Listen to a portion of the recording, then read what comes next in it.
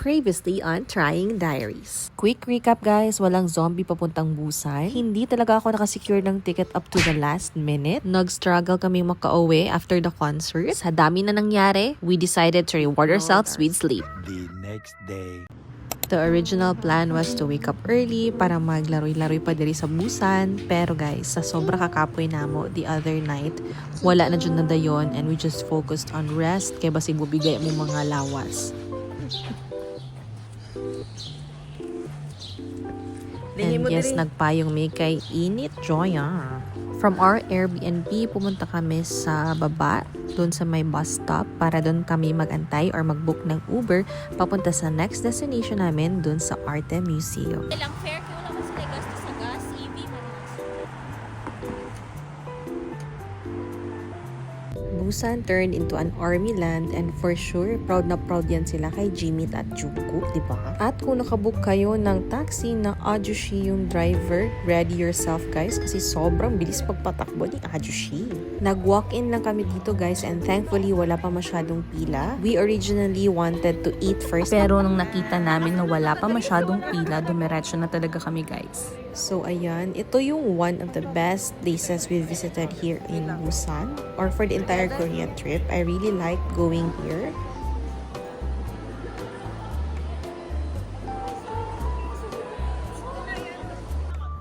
One, two, three, go. Ready? One, two, three, go. Picture. Okay.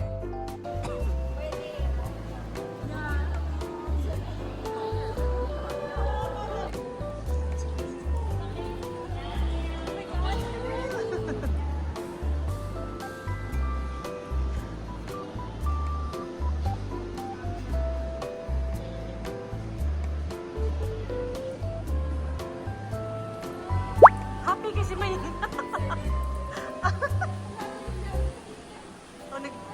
Magtuyok. Oh! This was an immersive experience for all of us. Magagamit mo talaga lahat ng senses mo. It was beautifully curated.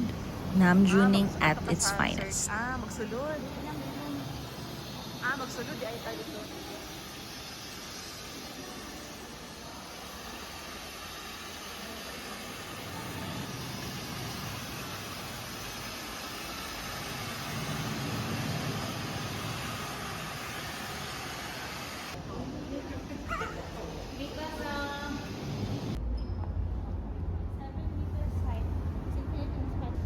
Mirror daw sa ubos.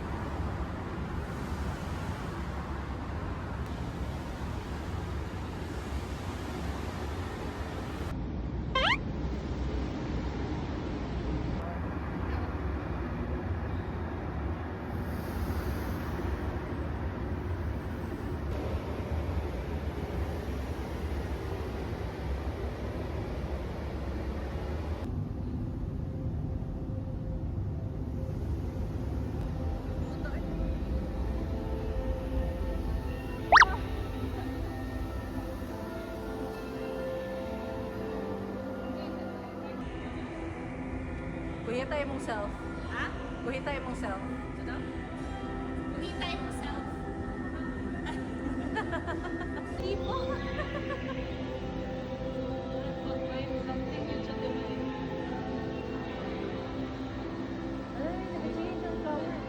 Sunod pa.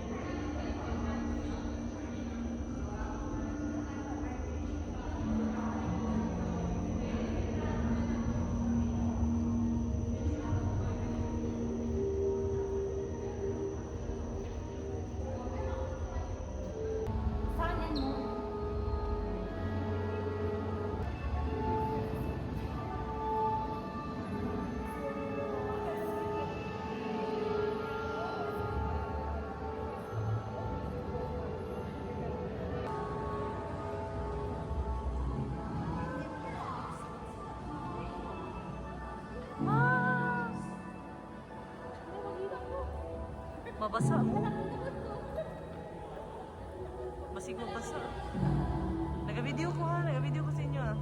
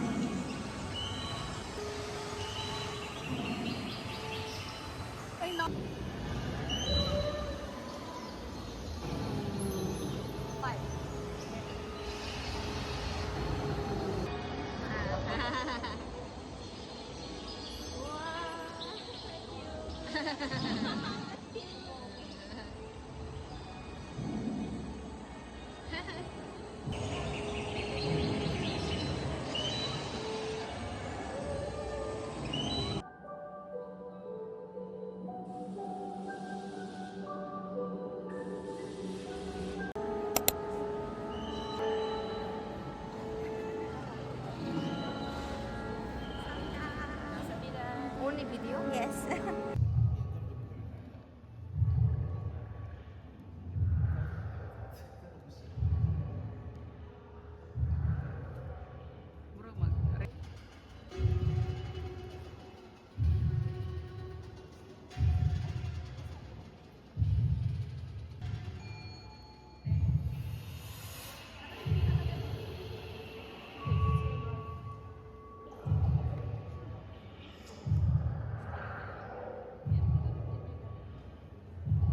Ay, dili.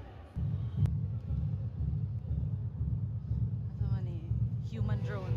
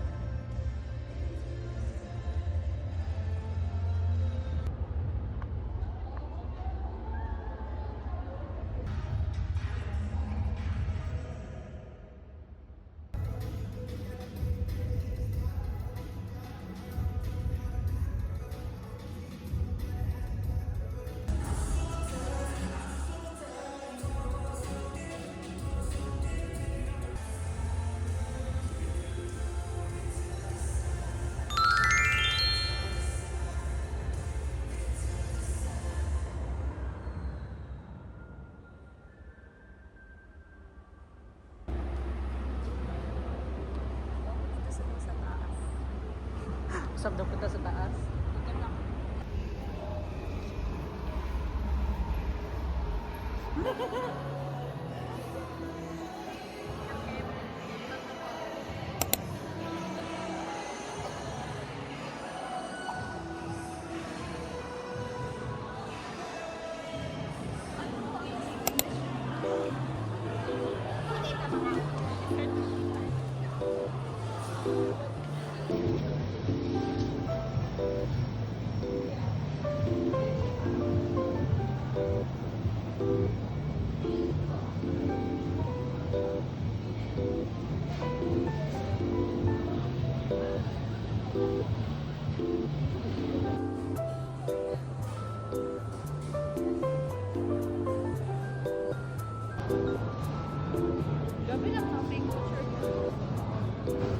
Super.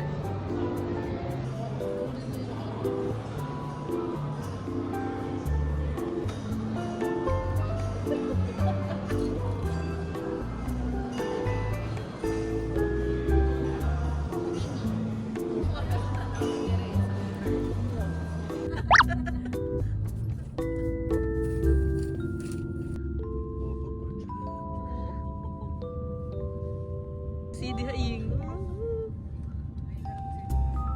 Yan. Madang kuya ka.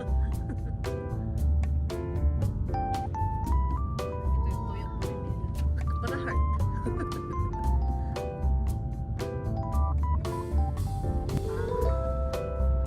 밑에 있어. 이쪽 밑에는 위에 이게 너무 좋아요.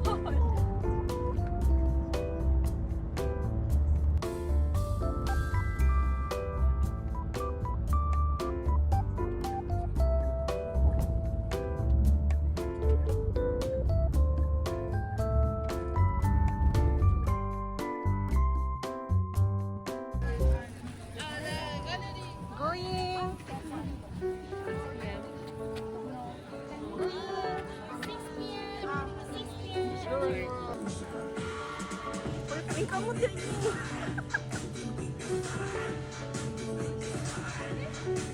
Ying! Ying! Wala na.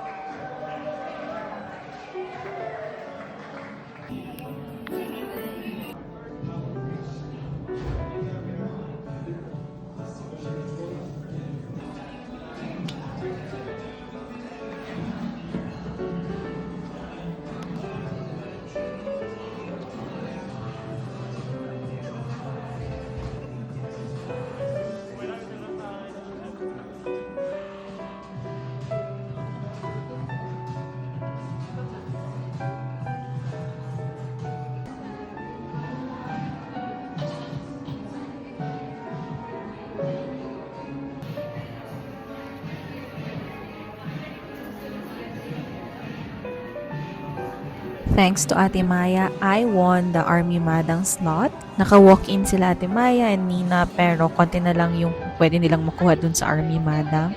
So I was scheduled for 7 p.m. and ayan, pinapila na kami and then nung finally pumasok kami, hindi na talaga ako nakafocus sa pag-video guys dahil inuna ko na yung pagkuha ng t-shirt dahil few or limited slots lang yung for t-shirt. And of course, kailangan kong experience lahat. Kailangan namin masulit lahat kasi nga meron pang drone show for later. So, kailangan namin makapunta to another location for that. And I'm so thankful for my fellow armies kasi madami na naman ako nakuhang freebies. Hindi talaga ako prepared guys. Next time na mag-a-attend ako ng ganito, for sure dapat may pa-freebies na din ako kahit yung mga small things lang para naman may exchange na maganap. And I'm really so lucky to have experienced this. Wala talaga akong know-how sa mga event na ganito. Kaya thank you so much Ate Maya for this opportunity. Experiencing BTS Festa like this is not on my bingo card for this year pero na-experience ko siya. So maraming salamat po sa lahat ng tao that made this possible. And disclaimer lang guys, when you experience something like this, trust me, you'll want to experience it once more. So gusto ko talaga makapunta na naman sa BTS Festa next year. So fingers crossed and manifesting for BTS Encore 2027. Sana sa Seoul na yung next destination for the concert at sana makasecure na kami ng ticket lahat. Hindi talaga nagsisinkin lahat guys. As I'm editing this video, parang kailan lang, parang you know, nasa bucket list ko lang to ngayon. Ngayon, nandito na, 'di ba? Nangyari na. So anything is really possible. At medyo bumalik na yung confidence ko in traveling.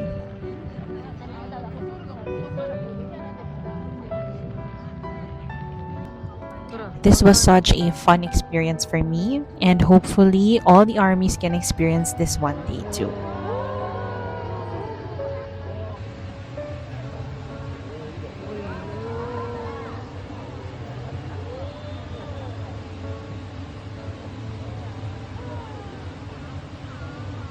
Puro pag ano, alien invasion.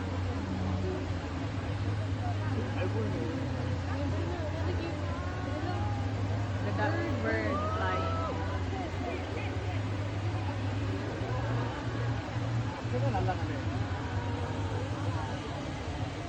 Ako mo na itong view. Gani. Portrait lang. Kuning magic shop.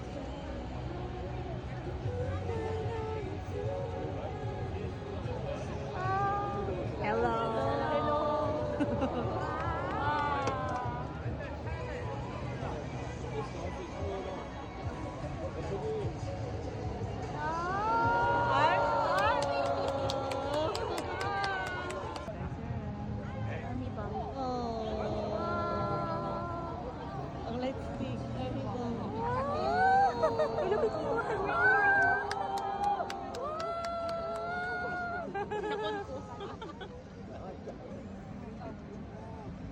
Medyo demure atong group. Demure. Dito siguro kay Sapa.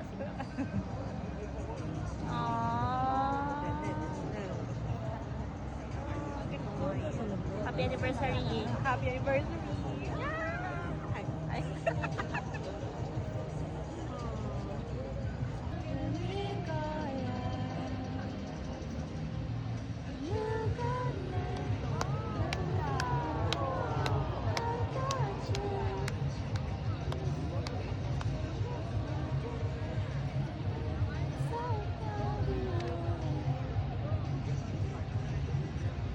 Microcosmos.